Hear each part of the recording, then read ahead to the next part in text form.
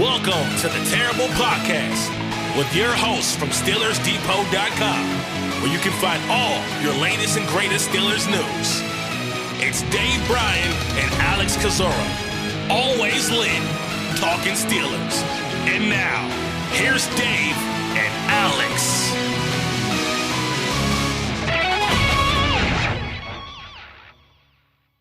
Welcome to the Terrible Podcast, Season 14, Episode 6. He's Dave Bryan. I'm Alex Kozora, SteelersDepot.com. Thanks for being back with us here this Friday. Steelers Nation and Dave, been waiting a long time to say this. Steelers football is back. Kickoff is tonight, 7 p.m. Eastern Time. Preseason opener against the Tampa Bay Buccaneers. It may just be the preseason, but it is really the embarkment of the 2023 season. Yeah, it feels like Christmas Day finally here, and I mean, especially going back to the Hall of Fame game. Just weekend a few days ago, I guess, and obviously last night there were two games on, and it puts you in a different mood and a lot different mood than XFL and USFL ball, which I watched a little bit of that and all, but there's just something about the NFL game that really gets you fired up. So definitely excited, and man, in preparation for all this as well too. Man, I've been having some weird dreams and all. Like, in fact, last night I dreamed that you went on Twitter and you tweeted out that Journey is better than Queen.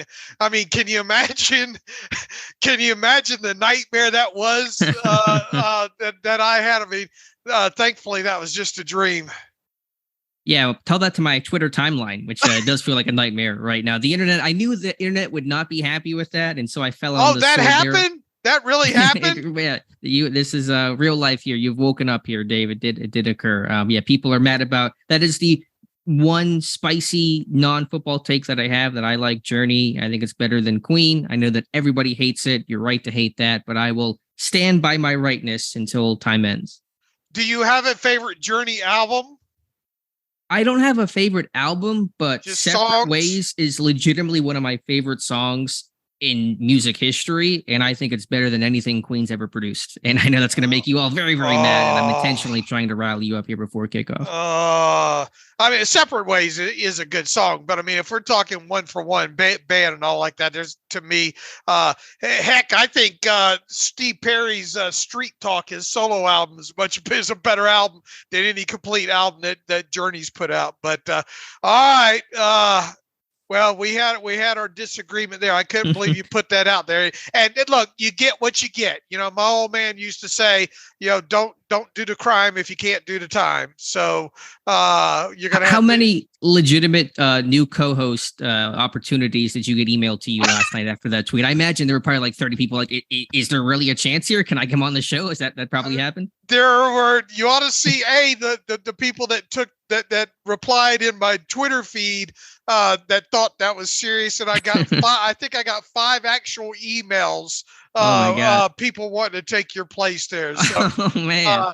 Look, you better walk the straight and narrow here, because I got some candidates here. These vultures. But I put out there for they have to have good shorthand. They have to put up with a megalomaniac and a bipolar person who stutters as 55 going on 75. So there's a lot of people think they want to sign up for that until they actually get signed up for that, right? Yeah, I assume all podcasts will be you and Matthew from now on talking about Neil Peart or something like that. I assume that'll be every terrible podcast. Oh, now you're accusing me of being a huge Rush fan. I don't know. Are you a little Tom Sawyer?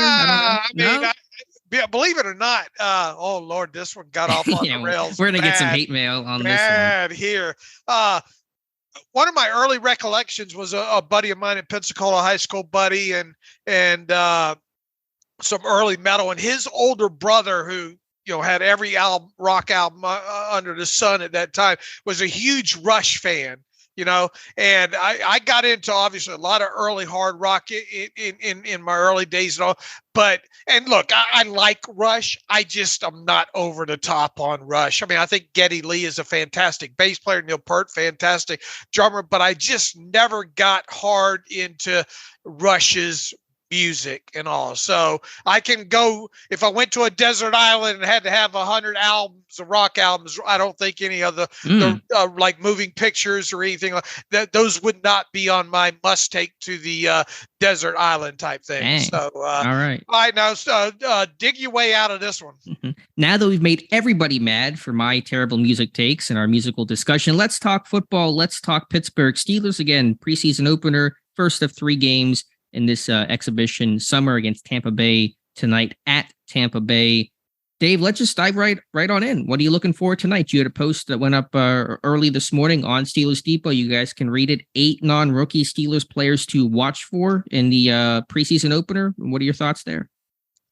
Well, look, if you talk about first, preseason games, the first preseason games, and I've been guilty of this over the years, especially early stages as well too.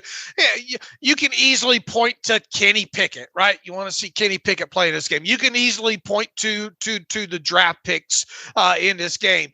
Everybody obviously should be excited to see that. And we are as well too, and we'll have film rooms, I'm sure, on however many plays Kenny Pickett plays, and any of the and all of the rookie draft picks and all. But I wanted to kind of peel back the layer there, because look, you only have 3 preseason games, right? And it's not a lot of time for a lot of these guys to make their case when it comes to 53-man roster spots, and especially guys that, some guys that obviously will be inside the bubble and stay inside the bubble, and some of them that are outside the bubble. So I always like to look at this first preseason game, and I think I started this last year as well too, of 8 non-rookie players that I think fans should watch closely in the first preseason game.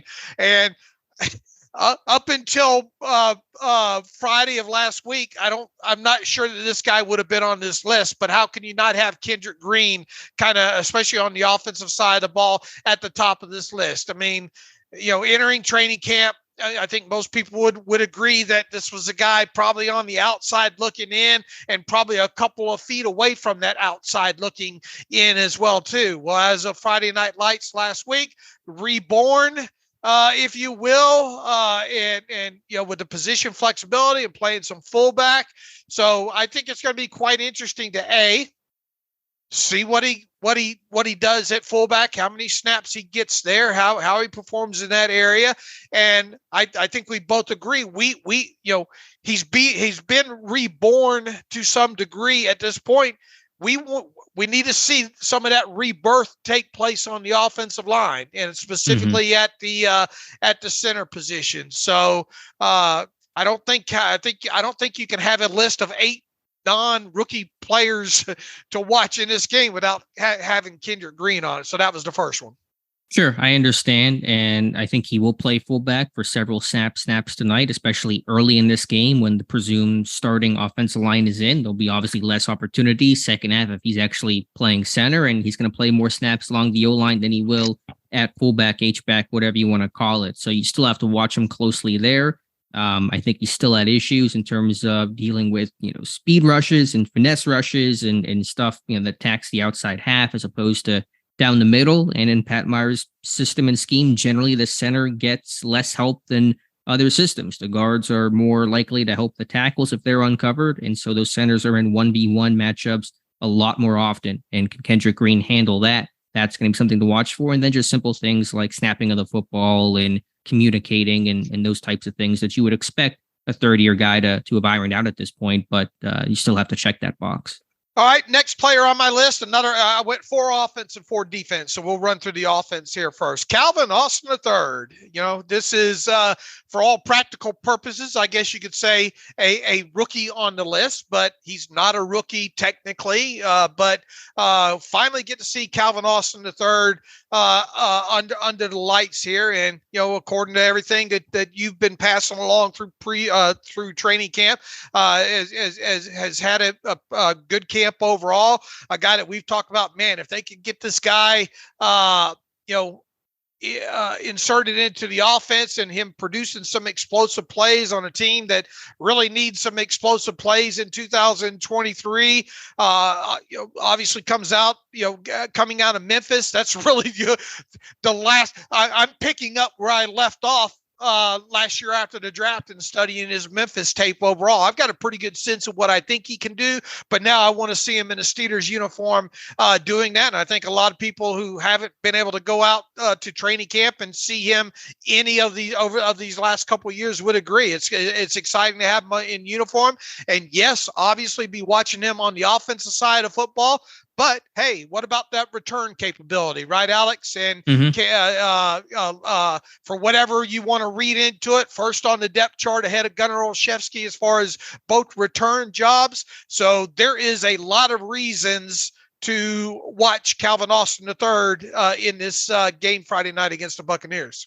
I really want to see his route tree. Is he used vertically? Is he used in the flat? Is he used over the middle? How many RPOs do they run? How many option routes does he get? I think it'll be kind of a grab bag, a mix of everything. I don't know if Allen Robinson will play a ton of snaps in this game, probably some 10, 15 or so. And then Austin's going to get a lot of the look the rest of the way. So I really just want to see the usage of him. It's obviously his first time stepping into a stadium. It was August 12th of last year that he hurt his foot. So it's been 364 days. Tomorrow will make 1 year since that foot injury that derailed his entire first year in the NFL. So super excited for him to be able to basically have that milestone, essentially 1 year, almost to the date, to get inside a stadium. And I really want to see what he can do. Agreed. Okay, next one on the list, Ant Mac Season, SZN. Is that what the kids use these days? How do you do, fellow kids? Yeah. No, look, it's Anthony McFarland Jr. season, and it seems like every preseason is Anthony McFarland season. You can't talk about, I don't think, training camp up until this point without talking about Anthony McFarland. Now, he hasn't had the greatest of competition behind him here, but that's not his fault. You have to take advantage of the opportunities that you get. It sounds like he has so far.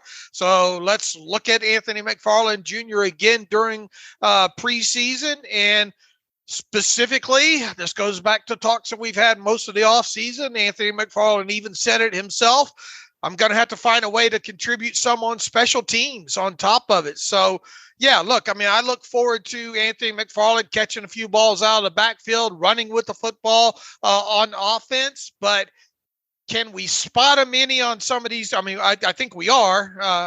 Some of these special team units, particularly on Friday night. But what is that going to look like, Alex? Is it going to be more gunner snaps for Anthony McFarland?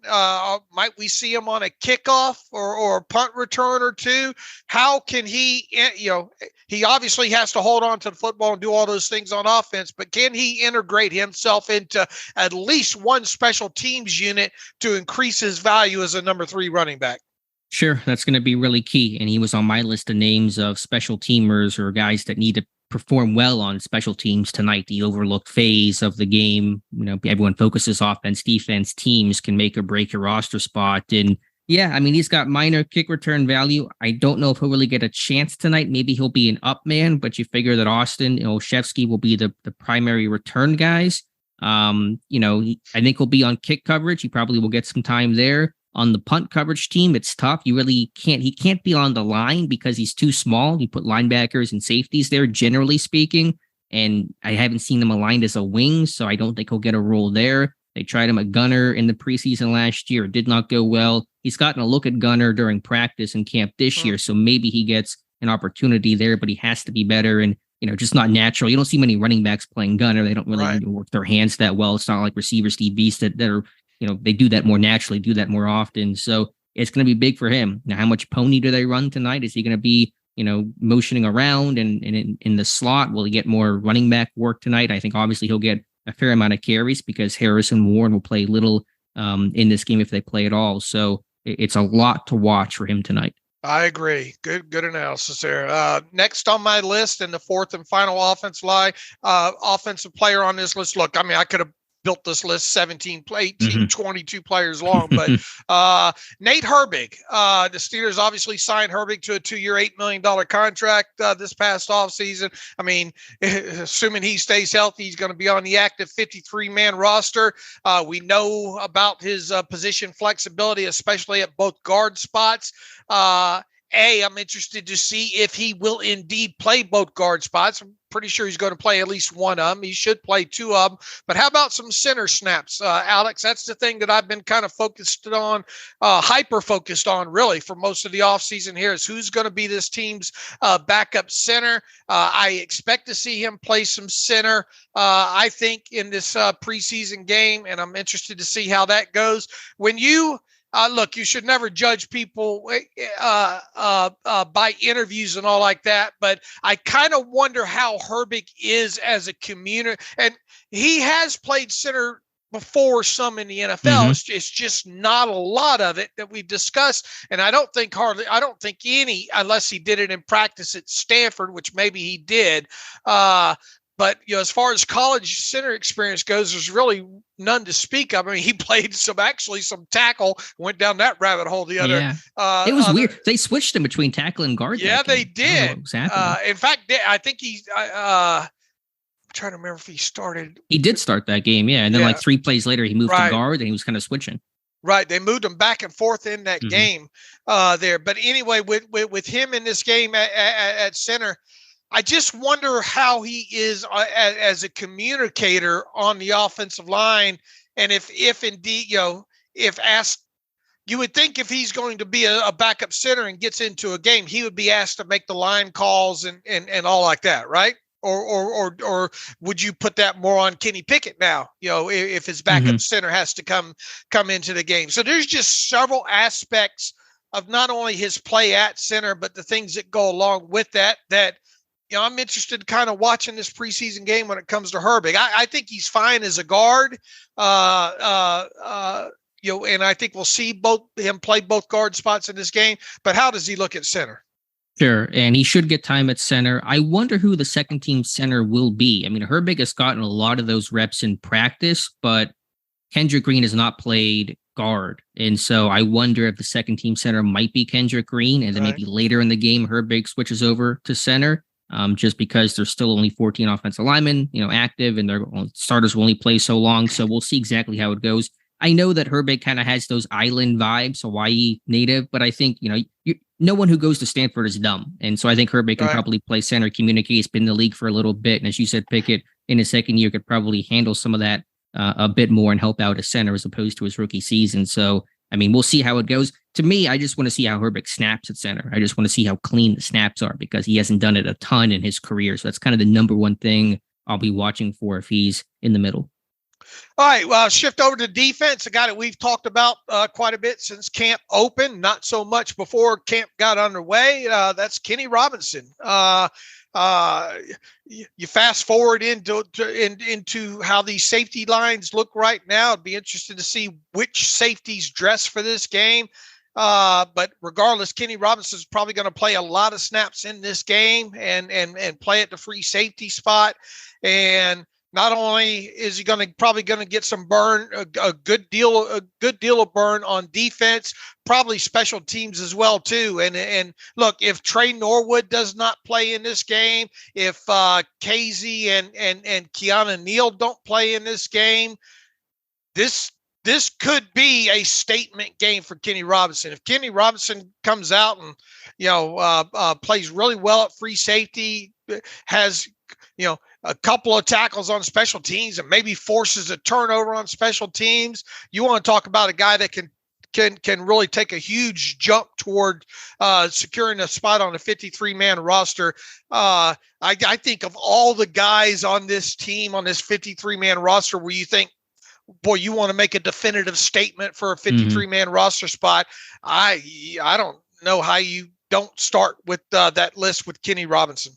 I'm with you. He's been the camp darling, but can he be more than that? Can he be the preseason in-stadium darling and carry that over? There should be a lot of reps, a lot of opportunities with some of the injuries, and you would assume a guy like Minka, if he plays, will play a series 2 at most, and then that'll be it for him. But I think Robinson on special teams as well in that direct fight with Norwood. I don't know if Norwood's going to play tonight. Maybe not, considering he's missed the last couple of days, but the injury he was dealing with did not seem to be major. He seemed to be fine on the field walking around. But regardless, Robinson has to, be impressive to Danny Smith and continue to make plays in center field. All right, Elijah Riley is the next name that I have on my list. And you talk about a guy that I guess you kind of took for granted at the end of last season. He actually ended last season on the 53-man roster. You talk about position flexibility going back to his time at Army, and you kind of go into this camp wondering, what they really thought of him. I think it's apparent now that they think of him as a nickel slot corner. I expect to see him at that position, and he, you kind of pushed Riley to the side a little bit as well too in this battle once Chandon Sullivan was signed during the offseason. I'm really interested to see this 2023 version of Elijah Riley and particularly in the slot. I think you already kind of know what he is as a special teamer, which is a pretty decent one, or should be a above average one at that. But within that, I will be watching that phase of the game as well too. So I'm really intrigued with everything that you passed along about Riley so far during training camp. I think this is another guy that could kind of have a statement game, if you will, on Friday night against the Buccaneers. Sure. We've talked about the slot corner battle enough in the offseason. It's finally good to see it on the grass inside a stadium. And I assume the three slot corners primarily working tonight will be Elijah Riley and Chandon Sullivan and Duke Dawson. And I don't know the exact order that they'll appear in, maybe Sullivan, Riley, Dawson, but it doesn't really matter. Let's just see how that group looks overall and who can start to separate themselves, especially on rundowns. Because again, I've kind of said this a couple of times, but I feel pretty strongly Patrick Peterson will kick inside to the slot and nickel spot on third downs, obvious pass situations, as Cam Sutton did last year, meaning the other slot corner needs to be more of a first and second down, early down, kind of guy. And so who can play the run, who can fit the run, who can tackle well. I think Riley has the skill set for the best of those three, Dawson, Riley, and Chandon Sullivan, but we'll just have to wait and see. All right, next name on my list is a familiar one, especially going back to last year's preseason. Mark Robinson, the guy we've talked quite a bit about during the offseason. Look, the biggest thing with me and Mark Robinson is me wanting to see more of Mark Robinson. Sure, he had a nice how can you not come out of last year's preseason and not talk about Mark Robinson? He obviously made the 53-man roster, but fast forward through the season, he only dressed for 4 games. 2 of those were the final 2 games. He only played like 44 defensive snaps and only 16 more on special teams. So I think we still have a lot, or at least I do have a lot to learn still about Mark Robinson. I think he's definitely inside the bubble still at this point. There's no reason, specifically, I don't think that you can think that he won't make the 53-man roster, but I think there is a little bit of question overall about that. I think he can start putting those questions aside starting Friday night against Tampa. I expect him to play a lot in this game. I expect him to play a lot on special teams, and more than anything, I just want to see more of Mark Robinson.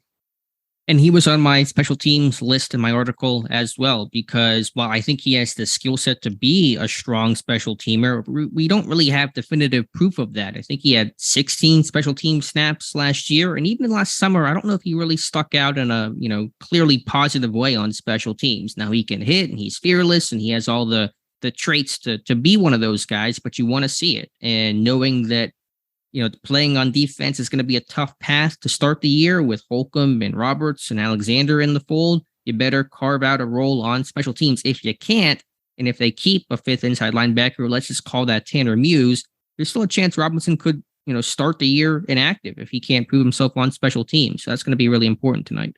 I agree. All right. The next one I have on the list is a second-year player that I want to continue to learn more about. DeMarvin Leal. He played, more than 100 snaps last year, but within that, He was moved around so much in the defense. Heck, those final couple of games, more quasi outside linebacker than anything. You go into this offseason, you go to the combine, and Omar Khan talking about that versatility and really tried to narrow him down on a position and really couldn't get Omar to do that. So I think you said that he's had his hand down on the ground in training camp quite a bit. I'm more interested now in seeing those snaps with the hand on the ground than anything else. I want, you might as well throw him in the Mark Robinson category here. I want to see more of DeMarvin Leal, and preseason is a perfect time to accomplish that. He has played with his hand down more than he stood up, but he has stood up. I mean, he has done both. And so as Omar Khan, he was telling the truth way back when in March that they're going to continue to lean on his versatility and athleticism and ability to play different positions. So I want to see his anchor against the run, especially if he's playing, 4-eye or 3-tech. I want to see the pass rush plan. I think he did show some of those flashes last summer in the preseason. I thought he was able to, string together moves, but I thought in the regular season, he really never had a plan, and there really was not a good cohesive strategy or go-to move to become a pass rusher. Too many bull rushers just leaning on guys, couldn't defeat blocks. And so I want to see maybe some refinement of his pass rush plan. And again, good to see him out there healthy. And could that guy play on special teams? Don't think about that too often with defensive linemen, but he's such a tremendous athlete. Could he run down kicks? I mean, that's a possibility. Okay. What'd you think about my list of 8? And if you had you could make this list 25 long and write a book for this thing here. But what'd you think about my 8? And give me 4 more that if you were going to build this out to 12 that should be on it. Of non-rookies? Non-rookies. Okay. Yeah, it's a good list. I mean, I'm with you on all these names there, just to kind of think about some of the, I guess, more obvious names of the non-rookies. Dan Moore at left tackle in that fight with Broderick Jones. I think that if the season started today, Dan Moore would be this team's, starting left tackle, protecting Kenny Pickett's blind side. He's run with the ones through the majority of training camp, and the only time that Broderick Jones has is when Moore is flipped over to right tackle for a handful of snaps. Will we see Dan Moore at right tackle tonight a little bit? I bet you we do a little bit in this game to get him some in-game experience there. They've kind of flirted with it throughout training camp so far. Who else? Let's see. Isaiah Loudermilk. I think the whole defensive line battle is going to be really interesting to watch. Loudermilk, I came close to putting him on there instead of DeMarvin Leal, but I think I want to see DeMarvin Leal more. But carry on. Yeah, no, I think, again, I did my, I usually don't do it, but I had a preseason game, but post kind of first 2 weeks of camp roster prediction. And I think, again, there's 8 defensive linemen fighting for 7 spots. And Loudermilk was odd man out, but that's not a slight against him. I've been critical of him over the last couple of years, but I think he has played well. I really want to see what he can do versus Armin Watts and Montravius Adams in the middle, and Fehoko, veteran guys trying to jockey for, positions on the depth chart to state their case to make the 53. Really, that whole defensive line battle is going to be really interesting to watch. But just to put a name, I'll go with Isaiah Loudermilk. Beyond that, inside linebacker, just want to see those guys. I want to see Cole Holcomb. Want to see how he fits the run. I want to see him in coverage. We expect him to be the all situations 3-down linebacker this year, and I think he's had a really strong training camp overall. The inside linebacker room has looked good. Can that translate over to game action? And so I think Cole Holcomb you can put on that list. And then the last one overall, just kind of an easy one, I guess, but Connor Hayward, where he aligns. Will he get a running back carry? I think that's possible tonight. I want to see exactly how he's used. Is he used any differently than where he was a year ago, or will it just be more of the same that he's been doing? So I want to see Connor Hayward as well. All right. And then once again, I mean, obviously the rookies, all rookies going to be paying attention to Kenny Pickett. How long will he play, and what will that look like? Really, the starters in general. You would think, we'll see if what Mike Tomlin, said is true. All healthy players will play, and correct me if I'm wrong, but Watt was healthy and Hayward's healthy. Cameron Hayward, Minka should be up and running pretty good at this point. So they should come out, and I don't, who knows how Tampa's going to run this thing on their side. But I mean, I would think that the Steelers who the Steelers roll out there on both sides of the ball. In other words, I could see Tampa probably resting some of their guys, coming out to shoot here. So I think both sides of the Steelers, offense and defense can make a quick statement here in whatever limited time that they get. They're going to face a familiar foe in Baker Mayfield. It's going to start tonight, and so it's going to feel like old AFC North football to begin this one. Yeah, I don't know if Todd Bowles has said about what his starters will do or not, other than Mayfield's going to start tonight. Kyle Trask will start the following preseason game, so Pittsburgh should see Trask in the second half of this game. But let me ask you this, just since we're on the topic of quarterbacks. Obviously, we kind of danced around Kenny Pickett a bit, both excited to watch him, but he's an obvious name to talk about. Define what a successful outing for Kenny Pickett looks like tonight. Getting them, getting them in and out of the huddle quickly, clean exchanges, taking his shots when he can. I imagine we'll see him, because look, your coverages are usually pretty bland on both sides of the ball on this. Just taking care of the football overall. I don't expect to see any exotic stuff overall, but just kind of managing the situation. And I'd like to see him drive him down the field on that first possession and finish, obviously. If he does that, if you're talking about, a 10, 11 play drive, maybe you have one explosive play in that. Maybe you throw, all areas of the field kind of covered, throw once to the middle of the field, throw deep once here. And if you put together a 12 play drive and punch it in the end zone, I think that's enough. I think you can get him and Najee and Deontay and Pickens all out of the game at that point. So just want to see a clean opening drive or two, however long he's in the game here, and make a play or two. Yeah, I'm with you. I'd love to see a good red zone possession, good red zone drive, get the ball to 15-yard line, you drive it down, you're able to punch it in, not settle for three. Again, this red zone offense has been really underwhelming for many, many years, but especially the last two, ranking 23rd in red zone play in 2021 and 2022. Want to see improvement there for Pickett. Just better pocket presence, better yak balls underneath in terms of the throws to the sideline and over the middle, and maybe take a shot deep down the middle. If he can do all those things, take care of the football, get out healthy, punch the ball in the red zone, that's a win in my book. All right, you redid your 53-man roster prediction ahead of the first preseason game here. So you want to cover that quickly? Yeah, I can fly through it pretty quickly, and I know much will change. And usually I don't do one before the preseason game. I do them after, but I felt like so much in my head had changed from before camp began to before the kickoff tonight that I wanted to kind of go through it and talk it out and see how things look compared to after this game. So quarterbacks remain the same with Trubisky, Pickett, Rudolph. Running backs, Anthony McFarland, jumping all the rookies that have not impressed or gotten hurt. So Harris, Warren, McFarland.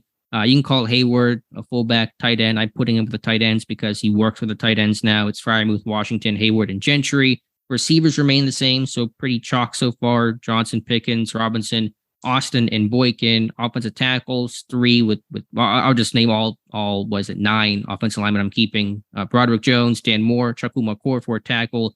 Isaac Seumalo, James Daniels, Nate Herbig, Kevin Dotson at guard, Mason Cole, Kendra Green at center. So those are the 9 I'm keeping. Let's kind of pause and look at the offensive line, Dave. Those are the 9 I have. Do you have any differences in terms of where you would be at compared to what I have right now? What was the change here? You went 9 the first time, right?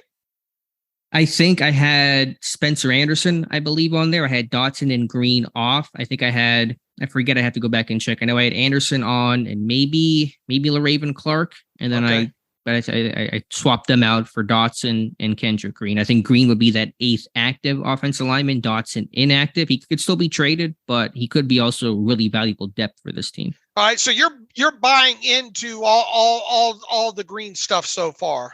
And obviously his play at center in the preseason is going to go a long way in whether or not you keep. I mean, we're all interested to see the fullback stuff at this point, without a doubt. But that him showing well at fullback's not going to just be enough, right?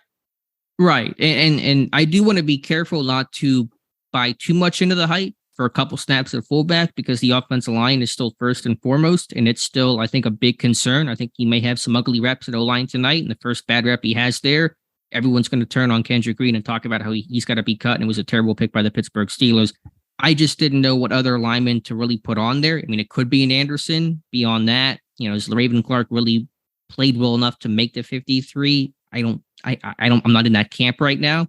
And I think Green actually could have that interesting value as that 8th offensive lineman, where usually that guy does nothing for you besides, field goal protect team. Green could actually give you the occasional snap at fullback, and that's pretty intriguing. So Kevin Dotson would be an expensive inactive here, right? He would, but if there's a long-term injury, then that's going to really, come in because Green really can't play guard. And so if Herbig had to step in for somebody, Dotson that next week becomes active. And I mean, I know it's expensive, but Pittsburgh's okay cap-wise. And if he's the best 9th offensive lineman in football, I'll take it. I think O-line depth is really scarce. It's really valuable. Pittsburgh's whole mantra this offseason has been building depth. So why not continue that? All right. I still wonder if Spencer Anderson can sneak on here, especially if we see him do well. If you're talking about rookies in this first preseason game and draft picks particular, you want to see how many positions that Spencer Anderson plays Friday night. I am interested in right tackle spots though, because if he can show that he can play a little bit of right tackle, I think we feel. How do you feel okay about his guard play so far in the snaps in preseason? I mean, in training camp. It's probably been tougher to evaluate. They haven't done it a ton. He's gotten some work at both guard spots. I have not been able to evaluate that as cleanly. I think he's a good athlete with good feet. He can mirror the run blocking. I'm still less sure of, especially if he's playing inside at guard. But I think tonight will go a long way in that evaluation. He should play at least some tackle. It could be left, could be right, maybe some guard as well. We'll definitely get tackle action, and we'll take it from there. All right. What's different on a defensive line for you, Alex? What did I change? There are some changes with Watts, I think. I don't know if Watts actually was new or not, but the 7 that I have here are Hayward, Ogunjobi, Leal, Watts, Adams, Benton, and Fehoko. Adams was definitely not on my first roster prediction, but he's continued to run first team. He's had a good camp. I think Benton has looked good and had his moments as well. I know that keeping 3 quote-unquote nose tackles on here made some people question that in Adams, Benton, and Fehoko. But Adams and Benton can play sub-package, and they're athletes and pass rushers and capable of doing that. And Fehoko, I think, has just had a really good camp. I think is a really good run stuffer. Playing some of these AFC North teams late in the season, Fehoko might be of value. So I know it's heavy, but I think it's been a really strong group overall, and there's going to be some awfully tough cuts here. Yeah, I know for sure that I'm pretty sure I didn't have Adams on my first 53. So I am interested to see how. Look, Benton's going to be on the 53. We know that. Will both Adams and Fehoko be on there, or will it just be one of the two? And I think we'll start sorting that out on Friday night here. Edge rushers, you went with the same 4, right?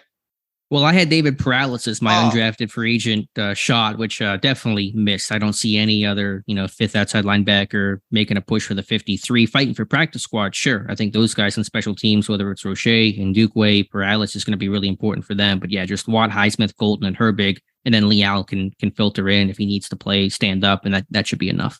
Boy, I sure hope Herbig gets cleared to play, Yeah, I'm guessing. I don't know. I'm guessing he won't play. He has not practiced in team the last couple days, but we'll have to see. All right. Inside linebackers. I don't know. Well, obviously, Quan Alexander's been signed since. I think I had Kwiatkowski on my previous edition. He's off. And so it's Holcomb, Roberts, Alexander, Robinson, Muse. I think pretty standard, pretty predictable. The roles in which those guys will have are probably more interesting to talk about and look for, but those should be the 5. All right. Cornerbacks here. Some changes with Corey Trice going on IR, but my 5 here are Peterson, Wallace, Porter, Pierre, and Elijah Riley. Again, Riley more in that rundown, replacing what Arthur Millette provided. Pierre coming on to replace Corey Trice will be a backup outside corner, likely a starting gunner. And speaking of guys I hope play tonight, Porter Jr. Will Joey Porter Jr. play tonight? He didn't practice on Wednesday there. So we'll have to see. I really hope that he does, but I think it's kind of a coin flip if he suits up. All right. And obviously you don't have Did you have Chandon Sullivan on your first one or no? Honestly, I don't remember at this point. I don't think I did. I forget exactly what I had there. But he's not on there right now. All right. Safeties. And I believe Kenny Robinson's in addition, right? He is replacing Norwood. I think those guys are classic Tomlin, 2 dogs, 1 bone, fighting for that 5th and final safety spot. But it's Minka, Neal, Casey, Killebrew, and Robinson. Again, it's an ongoing battle for Robinson and Norwood. I know some people will say get Killebrew out of there, but special teams value, up back on the punt team, leader, likely almost guaranteed, special teams captain, should he make this roster. It's going to take a lot for Killebrew to get bumped off. All right. As far as specialists goes, you went full incumbents. I did, and that's one change. I had Braden Mann as my punter on my pre-camp edition. I'm now going to Presley Harvin. I think he's been a touch better, especially with the pin deep, coffin corner type punts in camp. But I think what happens inside stadiums count a whole lot more than what's happening without a rush on a practice field in Latrobe, PA. So that battle will be ongoing. But yeah, I have Boz, Harvin, and Christian Kuntz. All right, good job. Good job. Interested to see how this one comes to the finished product here. Look, it's a process. We do this more as an exercise for us more than anything, but it is. And will you go ahead and guarantee that this 53 won't be the 53? I think I can go ahead and do that. Is there anything that you saw that was like, okay, I really disagree with that, or I really would? If I know that you're not making one before kickoff, but right. if you did, which was something where you went, man, I just instinctively I'm going to go in a different direction. I still want to go instinctively in a different direction than Montravius Adams. Okay. That sticks out, and there's just something about me and wondering if Kevin Dotson's going to be on this 53. You know, do you think they would cut him? I mean, I think a trade is a real possibility. I still think a trade's a possibility within that. I'm really interested to see if Spencer Anderson. Look, we know who Lil Raven Clark is. I don't get excited about that aspect of it, but you know, can a guy like Spencer Anderson prove enough versatility to give you enough comfort that he could take Kevin Dotson's place on the inactive list, let's say? I get that. I understand. If that were to happen, I guess there's one concern that's pretty young O-line depth. If Moore's the starter and Jones is a backup, and then you have Green as a backup and Anderson as a backup and Herbig as a backup as well. Herbig is kind of the more veteran type there. There's not a ton of experience behind your starters. And I think Pittsburgh's going to value some of the experience depth, almost like they do at quarterback. Like Mason Rudolph as a number 3, a hyper experienced guy, kind of like the same with Kevin Dotson, a really experienced guy that can be called upon at a moment's notice. I think Kevin Dotson would hate being inactive, but such is life. And really the only other thing that I still wonder is how's that backup center spot going to shake out here? And is there someone floating around on another team's roster right now that is center/guard capable that might end up on this team? Right. I know we looked at that list of centers and it was hard to find a name, but we never know what's out there and who might impress in the preseason. And again, Kendrick Green, I had the quip that I don't want to chug the green Kool-Aid, but I'll take a sip of it right now because I understand there's some intrigue there at fullback, but it can't all be about fullback. It's still offensive line first and foremost. And if Kendrick Green is the 3rd string center only on game days and can play fullback for a couple of snaps, it's still not a ton of value. And I think he's still going to have some struggles along the offensive line. So I just want to be, I want to be careful of how, I don't want to pretend like I'm cementing Green on this roster right now. Outside of being on the field goal or extra point team, where might we see Kendrick Green on a special teams unit Friday night, if at all? I don't think anywhere. I don't know where else you could play him. I mean, if you feel free to disagree, but besides field goal protect team, what else is there for him? You're right. I'm just trying to create versatility for him. Yeah, but his versatility in my head. It'd be fullback. It would be because how many 8th offensive linemen in football can do that for a couple snaps? Very, very few, if any. And so that would be unique to him, and that would actually be interesting because again, they're going to have 8 active on game day because that's how you get the extra spot available to you. And so Green can actually provide something most 8th offensive linemen cannot. All right. What are some super unique things to look for. I don't know if we're going to have a post on this today, so I want to kind of cover this. Like backup punt personal protector. Who might that be?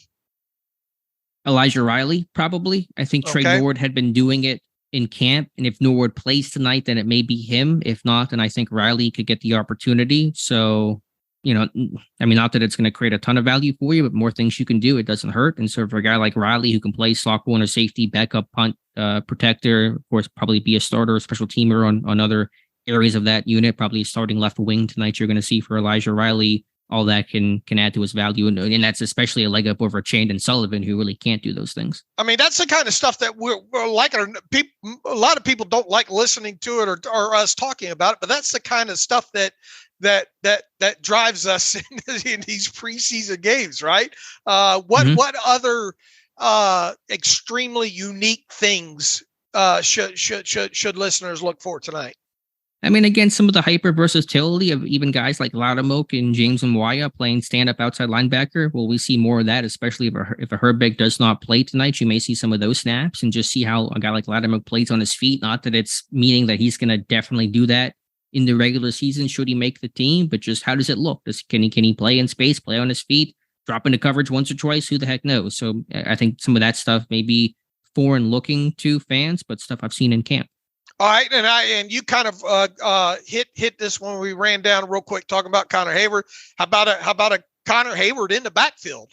Yeah, I would not be surprised at all if he gets a carry or two tonight. I think he's going to line up in the backfield on some third downs as a pass protector, as somebody who can run out in the flat. Because once you get past Harrison Warren in terms of pass protecting running backs, it's pretty light. McFarland never going to be, good there. And I mean, Bell and Higgins will get some looks back there, but I could definitely see Connor Hayward do that. You may see some throwback screens. You're going to see probably some, not that it's unique, but some of the jet plays and probably some funky looking stuff in the flat, some of that quick game type elements in Canada's offense I've seen repeatedly throughout training camp.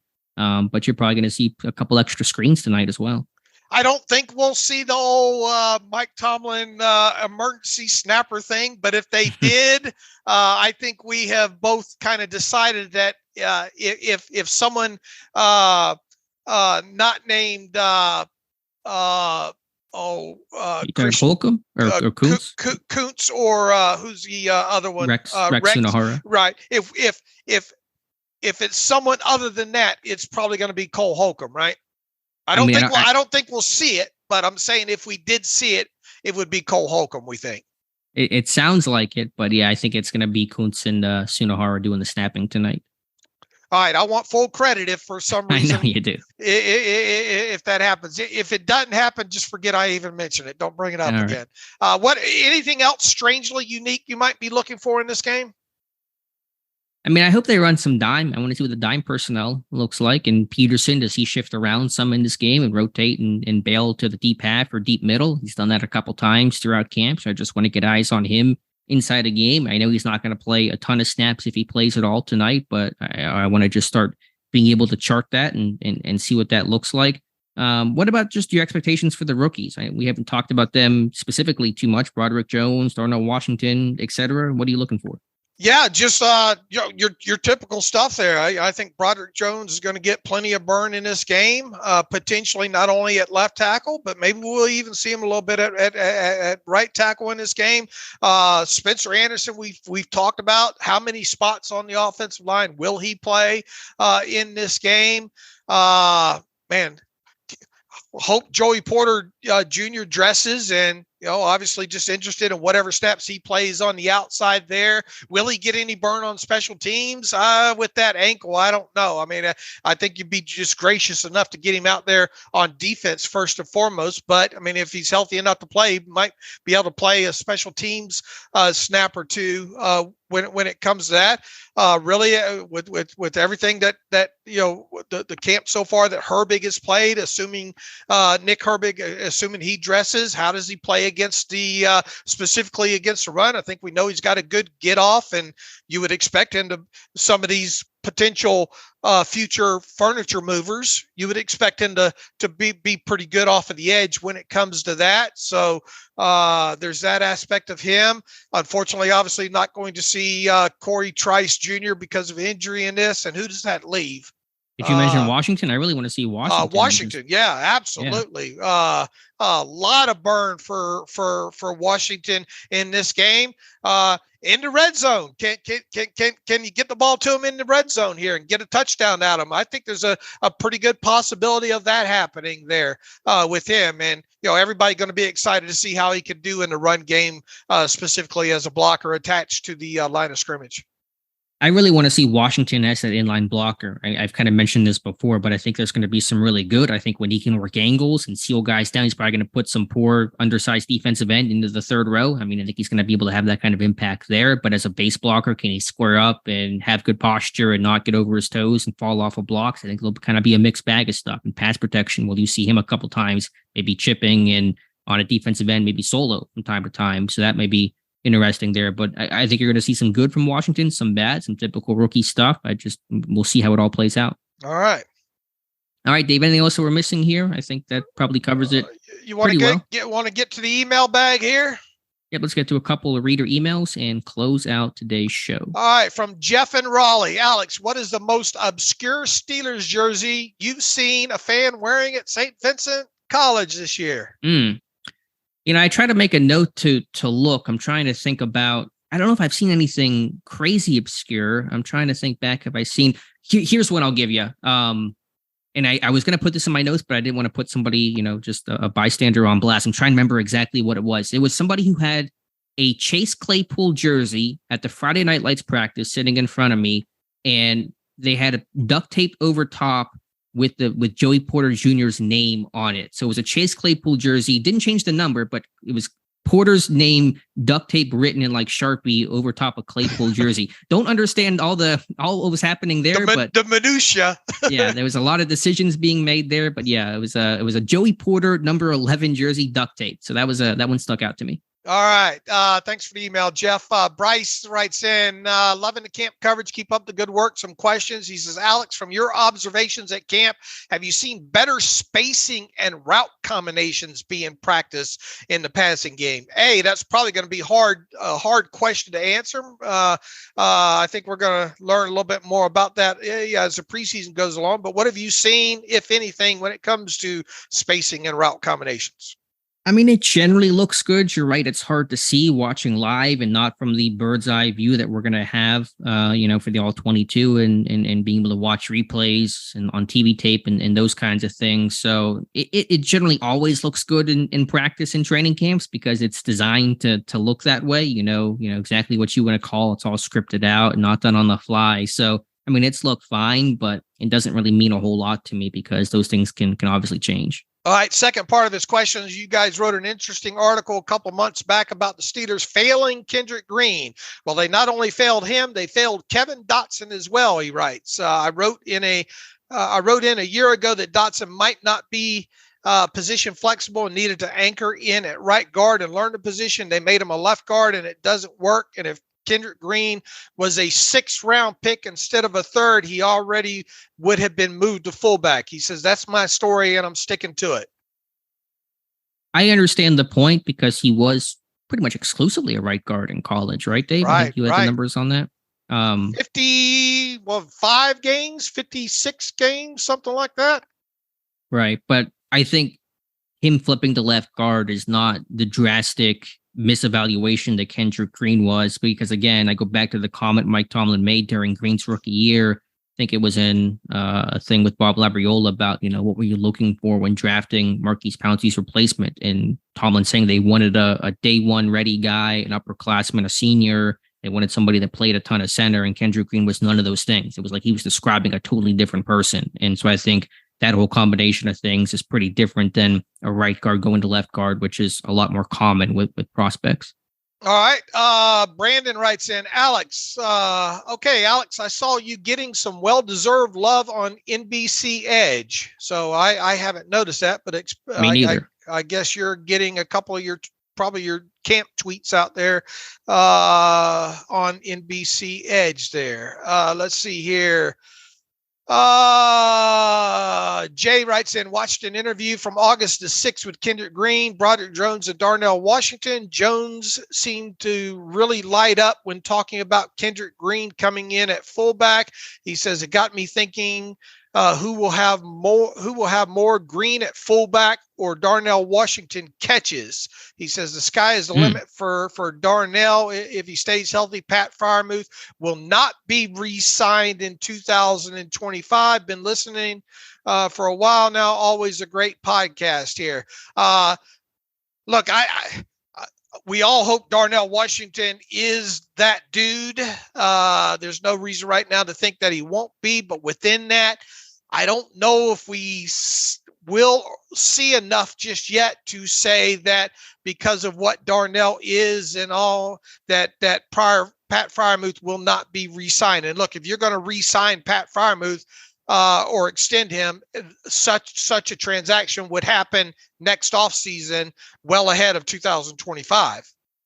I know it's a hypothetical and the person's high on Washington, but how about he plays a game tonight? And then we'll kind of talk about the future and all those kinds of things from there. I think an interesting question. Was it the question for tonight, more Washington catches or Green at fullback? Or is that a regular season question? I think maybe a regular season question got me thinking, who will have more, Green at fullback or Darnell Washington in catches? I think if you want to look at that tonight, I don't know, you could see more Green at fullback than Darnell Washington catches. But if you want to look at it for the regular season, I would expect Darnell Washington to have more catches than Kendrick Green snaps at fullback. How many catches do you think Washington has this rookie year? Not going to be a ton. 18 jumps in my head for some reason. Okay. Yeah, I think I'm in that range, that 15 to 20 range. Yeah, I guess so. I think Green would get less than that if he does make the team. If he makes the team, then obviously they have a plan to probably play him at some fullback. I don't know if he'd get. I mean, that'd be one snap a game. It would be a discussion to have if he gets that far. You just wonder, you get in the game, we have like 3 goal line dives because you're trying to punch it in. Maybe Green racks up a couple snaps there, back to back to back. But interesting question. Jesse Hernandez writes in, hey guys, thanks for taking the question. Alex, after this padded practice, this is from 3 days ago, how would you compare what you've seen and what you expect to see from Nate Herbig to good old BJ Finney from a few years back? Would we feel as secure as we did about him back then? I know this is going to fire good old Dave up and his love for the pulling guard on the power play. Let me jump in here real quick and first and foremost, there's only so many things that you can put into your memory bank for all these players over the years here. But when I read this and I see BJ Finney's name in here, I'll tell you the thing that sticks out the most about BJ Finney and his career with the Steelers, it was the fact that in those starts that he made at left guard against Kansas City, I think against Kansas City, particularly, he really showed up well. I think overall when asked to play at left guard, I always thought that BJ Finney was a better left guard than he was at center there. So, now, as far as the rest of the question, what do you expect to see at Nate Herbig? How would you handle the rest of that, Alex? He's just asking me to compare Herbig and Finney. It seemed to be he says how would you compare what you've seen and what you expect to see from Nate Herbig to BJ Finney? So I guess in short, is Nate Herbig an upgrade over BJ Finney? I mean, I want to obviously see eyes on him in a uniform inside a stadium tonight. I would say yes off the top. There are some similarities. They both are kind of versatile guys. I think even BJ Finney had a random right tackle start at Kansas State, kind of like Herbig did at Stanford. But Herbig is much bigger, more of that road grader. Finney didn't have quite the size and the power. He was kind of a bit more of a technician, stay on your feet, just kind of stalemate you out kind of a dude that was more of a natural center than Herbig is. And so that's a bit of a difference overall. But I think off the top, the big difference is that Herbig literally is just, a more massive type of dude and more of a mauler in the run game. Devin Beerley writes in, hey guys, thanks for all your hard work. I was thinking while listening to Monday's episode about the possibility of Kendrick Green playing special teams. Then Dave briefly brought it up. This may be a stupid question, but are there ways to get him on special teams, returns and kicks? I know he doesn't have it in his background and it hasn't hasn't tackled probably since high school, but I'm just thinking of ways to use him to make him more valuable. This is all assuming he works out at fullback. Can this work? Why or why not? Look, I briefly brought it up. It is hard to get him on the field on special teams other than field goal protection team. And even then, if Kendrick Green is on your field goal protection team, I don't know if that's necessarily a good thing, because probably something's happened for that to happen there. I do kind of wonder, because of that straight line physicality, if maybe some sort of up back, run straight forward and hit somebody to free up a returner, and that's going out there on a ledge. It is. I mean, if you really wanted to think about it, if I had to put him on a different unit, if Danny Smith came to me, and first of all, I'd be starstruck. If Danny Smith came to me and said Kendrick Green has to play somewhere else besides field goal protect, I think he'd be on the kick return unit in terms of trying to be maybe not up man, because I think the kick returner would outrun Kendrick Green, but one of the front five guys that are trying to throw a block there initially. I mean, he was a defensive tackle at Illinois before switching to offensive line very early in his college career. So, could he try to tackle on a kick coverage team? I mean, Pittsburgh has had big people do that before. Brett Kiesel ran down kicks and punts early in his career. Henry Mondeau was doing it a little bit later on. So again, I don't expect it, but if you wanted to think about it, those are some things to think about. Austin Hackett writes in about Trey Sermon. Would he make sense as an outside free agent add around cut days to the 53? He says the Eagles running back depth chart includes Rashad Penny, DeAndre Swift, Gainwell, Boston Scott, in addition to Sermon. I believe Steelers had pre-draft interest in Sermon the year they drafted Najee. Maybe they see Sermon as someone more capable of filling the Benny Snell role from last year. And they were able to keep McFarland on the practice squad all last year. He says, I know it's early in the process, but just curious of your thoughts of Sermon. Sermon, first and foremost, he's had a problem staying healthy, right? I don't know for sure. I haven't followed his career too much, so I couldn't tell you about the injuries. I think the big thing, Austin, when it comes to Sermon is in this preseason, can he do anything on special teams for the Eagles? And that would go a long way into probably determine. And I do believe they did indeed have pre-draft interest. And I think I had them drafting Sermon in one of my mock drafts that year and all like that. So if you're interested, Austin, flip on over to that Eagles preseason game and tell us how he does on special teams, or look at the, see if he made any special teams tackles, because that would kind of be a ticket, I think, for him. Yeah, if they do get a third running back from outside, it's going to be somebody who can play a heavy dose of special teams, a la Benny Snell. And kudos to Benny Snell in Detroit. Finally signed with the team. So good luck to him. I have spent no time thinking about cut down guys, external options. That's a later in August thing for me. I think Sermon, though, just in my 10 seconds of research, is a really good thought. Pedigree guy, third round guy. He did play 51 special team snaps in 2021 with the 49ers, had 2 tackles. You're right. There was a report from Tony Pauline in 2021 that Pittsburgh loved Trey Sermon. You had written earlier that year that Pittsburgh had met with him. They were fans of him. Obviously, they take Najee Harris in the first round that year, takes him out of the running back discussion later on. So that may be a name. I may steal that one from you. Was that Austin that sent that? That's a pretty good suggestion. All right. David Miller writes in, I know camp stats don't mean a ton, but how do Kenny's compared to Big Ben's since you started tracking? Uh-oh. Careful here.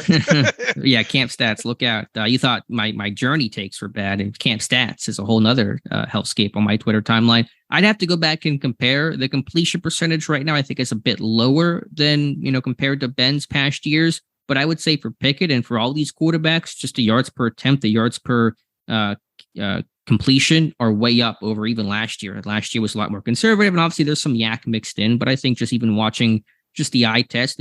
All these quarterbacks are being more aggressive. They are throwing the football downfield, which is more confidence and comfort for guys like Pickett and Trubisky in year 2 with the team. So it's hard to have that comparison top of my head, but I would say a bit lower completion percentage, but a bit higher downfield throws. And there's generally a correlation there. The more you throw downfield, the lower your completion percentage typically is.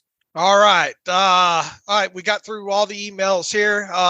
Let's tell the folks what they can look forward to over the next 24, 48 hours. Alex will have a live blog. Ross McCorkle back on live blogging the game in a thread or two. We haven't determined if that's going to be one thread or two threads on the site tonight. So if you want to follow along and chime in on the comments there while the game is going on, you can do that. Obviously, anything that happens pregame coverage, maybe some guys get scratched or whatnot. We'll be passing along that. A lot of great pre-game articles and all you can read on SteelersDepot.com. After the game, the return of Tom's 10 takes, which very excited about. I think Tom does a fantastic job. That's one thing that I love to read after every game there. So Tom's 10 takes will be back tonight. I think Joe Clark will be writing up the game recap right after the game. We'll obviously be jumping into film rooms and all that kind of stuff. Are we going to have Alex Kozora's stats of the weird tonight, Alex? No, as much as I love my stats for the weird, I don't do them for the preseason. I do them just for the regular season, but I'll have kind of a winners, losers, and a lot of film rooms later in this week once we get the all 22. Right. So a lot to look forward to. And look, right after the game goes over, we're going to go right back into the TV copy, I assume, tonight at some point. Obviously, post-draft or post-game interviews, we'll pass along whatever we can get of that to everybody. So it's going to be a really an exciting 24, 48 hours as we start heading back into Alex being back out at St. Vincent College in Latrobe on Sunday when they resume training camp practice with that winding down there. So in the meantime, you can follow me on Twitter /X at Steelers Depot. Follow Alex at Alex_Kozora for his bad music takes, which I would like to apologize for. Follow the show at Terrible Podcast. Email the show, theterriblepodcast@gmail.com. If you like what we do and want to donate to the cause, SteelersDepot.com.